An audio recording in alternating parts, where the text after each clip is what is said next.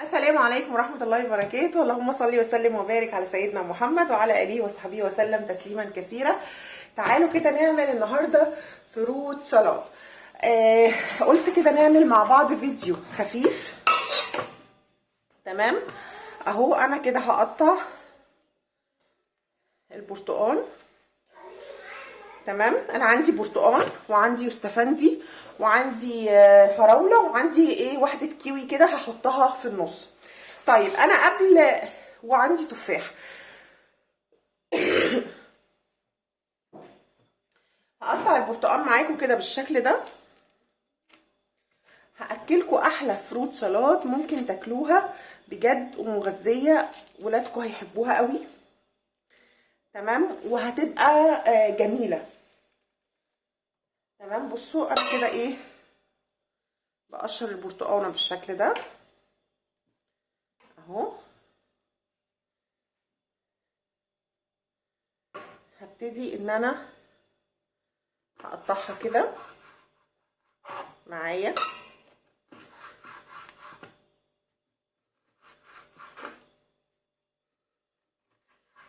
بالشكل ده كده. طبعا انا عايزه اشيل اللي هي دي، هاخد دي كده عشان اشيل اللي هي دي. طيب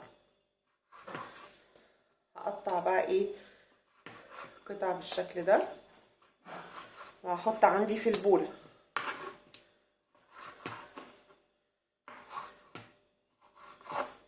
وعندي كمان انا هحط يوستفندي.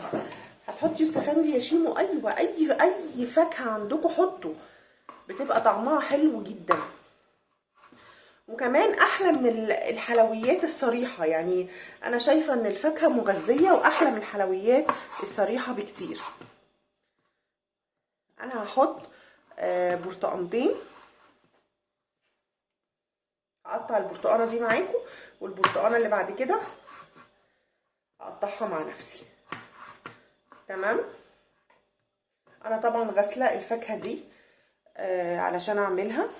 دي فيها برضو اللي هي الحته دي، هحط بقى كده واشيل اي حته انا مش راغبه فيها. طيب تعالوا نعمل مع بعض واحده يوستفنديايه.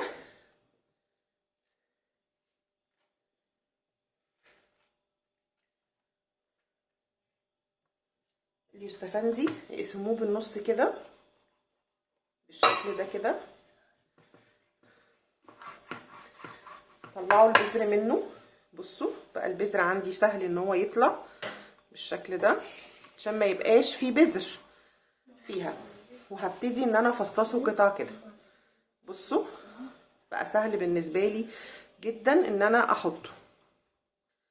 اليوستفندي ده كمان لما بيتعمل عصير بيبقى طعمه حلو جدا، بس هو مشكلته في البذر. بصوا البذر بقى سهل عليا، مفيهوش ولا بذريه.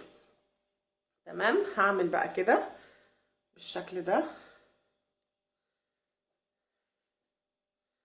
تمام، ادي ده بالنسبه لليوستفندي والبرتقال.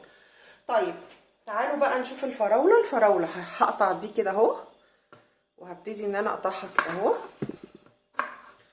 الحجم بقى اللي انتي عايزاه. الفراوله بتبقى حلوه قوي.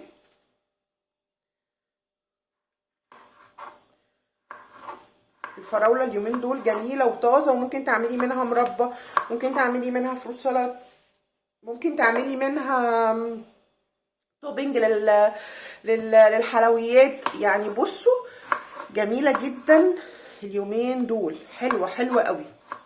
النهارده فيديو خفيف، فيديو كده فواكه والوان، احمر واورنج واصفر واخضر. تمام، علشان نخلي كده في الوان. طبعا انا غاسله كل حاجه. تمام، هقطع كده بالشكل ده اهي. ادي التفاح، وهاخد منه بقى كده. عايزه تحطي موز حطي الموز برضو، الايام دي حلوه قوي. حطي اي فاكهه انتي حابه ان انتي تحطيها. ادي التفاح بجد هيعجبكم جدا. بالشكل ده كده. انا هعمل معاكم ثمره من كل حاجه وهوريكم الشكل النهائي. وطبعا لسه هحط عليها مكون اساسي اللي هو بتاع الفروت سلاد، ما تنفعش من غيره طبعا. اهي قومي يفرحوا ولادكم كده واعملوا لهم حاجه حلوه ياكلوها بعد الغدا او ياكلوها على العشاء، يعني ايه، او تقدمها لهم كسناكس. حلوه قوي الفكره دي. هي مش فكره، احنا اهالينا كانوا بيعملوها بس احنا تقريبا ما بقناش نعمل قوي الموضوع ده. لو عندك بقى قشطه حطي، عندك كنافه، بسبوسه، ايوه اعملي لهم قنبله بقى اللي بيروحوا يشتروها من بره ب 25 جنيه. هي ممكن تتعمل باقل من كده بكتير، من وش اللبن وحاجات كده ايه صغيره. ادي التفاحه انا عملتها اهي. هعمل معاكم بقى واحده الكيوي وهكمل مع نفسي. بصوا بقى الكيوي قشروه بالشكل ده، بصوا عشان ما تهدروش. همسكه كده، بصوا القشره اللي بتطلع منه اهي بالشكل ده كده علشان ما يتهدرش. بصوا هي المفروض القشره الرفيعه دي اللي تطلع. انا طبعا هقشرها وارجع لكم. انا قشرت الكيوي بالشكل ده، هبتدي كده هاخده كده تمام، هقطعه بقى طرنشات بالشكل ده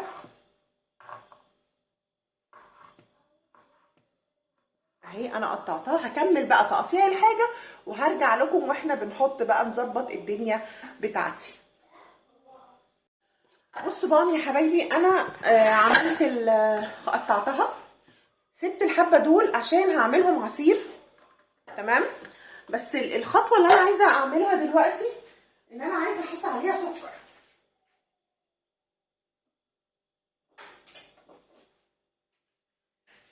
هحط حبه من السكر هنا بالشكل ده كده،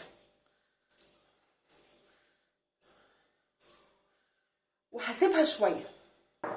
عايزه اقلبها. انا هنا بعد ما حطيت السكر على الفاكهه حطيت نسبه، انتي بقى سكري على حسب الرغبه.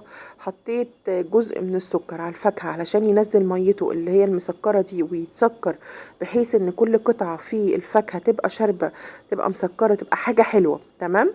وهحط نسبه ضئيله جدا على الفراوله اللي هعصرها. يعني انا هبتدي ان انا اشبع السكر بالفاكهه زي ما انتوا شايفين كده، وبعدين هضرب الفراوله، بس مش هضربها في الخلاط ومش هحط اي نسبه من الميه لان الفاكهه اصلا فيها ميه وهتنزل مع السكر. هبتدي ان انا احط الفراوله في الكبه بتاعتي اهو علشان تتدغدغ تبقى عصير. انا عايزاها عصير خالص تمام. انا سبت فراولايه كده عشان ازين في الاخر، هتشوفوا انا هعملها ازاي في الطبق في الاخر، هتبقى شكلها حلو قوي. بصوا بقى كانت فراولايه واحده سبتها.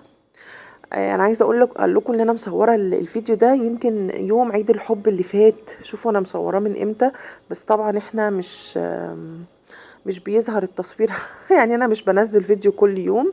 هنا بقى انا ضربتها وحطيت بقى الفراولة عليها بالشكل ده اللي انتوا شايفينه. كانت طعمها حلو قوي على فكرة، الولاد كانوا فرحانين بيها جدا جدا جدا. حطيتها كلها وحطيت عليها عملت الفراولايه اللي باقيه دي على شكل قلب زي ما انتوا شايفين كده، اللي هو يعني انا بقول لهم ان انا بحبكم، قلت اعمل حركات كده واحطها في التلاجة زي ما هي. هتلاقي بعد كده لما تيجي تتقدم هتلاقوا بقى ان الميه بتاعت الفاكهه نزلت، زائد ان ما كانتش مسكره قوي زي ما انتوا متخيلين، كانت سكرها مظبوط. بتحطي حبه سكر، نص كميه السكر اللي انت هتحطيها على الفاكهه والنص التاني في العصير اللي انت هتحطيه.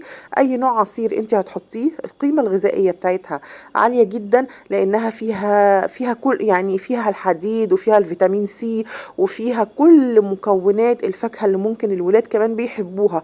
وممكن تزودي القيمه الغذائيه كمان انك تحطي موز او اي فاكهه انت عايزاها، الفروت سلاد، اي فاكهه انت عايزاها. ودي كانت وصفتي النهارده، واشوفكم في وصفه جديده. سلام عليكم.